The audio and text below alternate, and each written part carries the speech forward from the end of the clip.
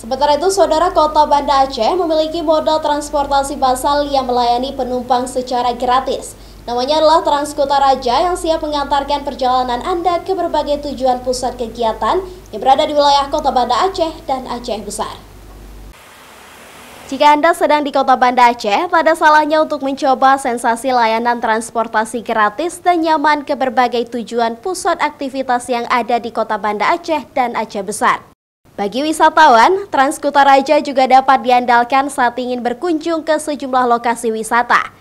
Karena Transkota Raja juga memiliki program transwisata yang melintasi jalurnya mulai dari Museum Tsunami, Pantai Ulelhu, Matai hingga ke Pantai Lampu, Aceh Besar. Sejak diluncurkan tahun 2016 lalu, bus Transkota Raja menjadi andalan transportasi mahasiswa Unsiah dan UIN Ar-Raniri saat ke kampus ataupun berpergian ke pusat aktivitas lainnya. Karena Transkota Raja juga memiliki program khusus untuk mahasiswa melalui Transkampus. Transkota Raja diluncurkan sebagai solusi untuk mengurangi kemacetan di Kota Banda Aceh.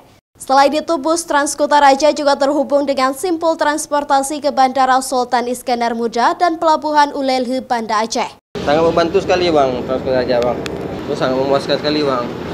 Nah, fasilitasnya, itu cara supirnya, konduktornya sangat ramah-ramah sekali Bang. Biasanya kalau trans umum ke Pasar Aceh, dulu waktu KKP sama magang juga berguna kali sih. Kami KKP kebetulan di Dinas SDM, jadi turunnya tuh di dekat kantor gubernur. Membantu kali, apalagi yang kayak mahasiswa yang kayak ngerantau tapi gak ada kereta gitu. Menurut saya sih Transkota Raja ini sangat membantu mahasiswa, apalagi dengan adanya Transkota Raja kan lebih mudah, polusi nggak banyak dan menghindari macet.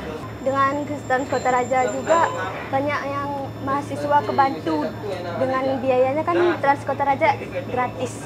Saya masuk Transkota Raja kerjanya dari tahun pertama, tahun 2016.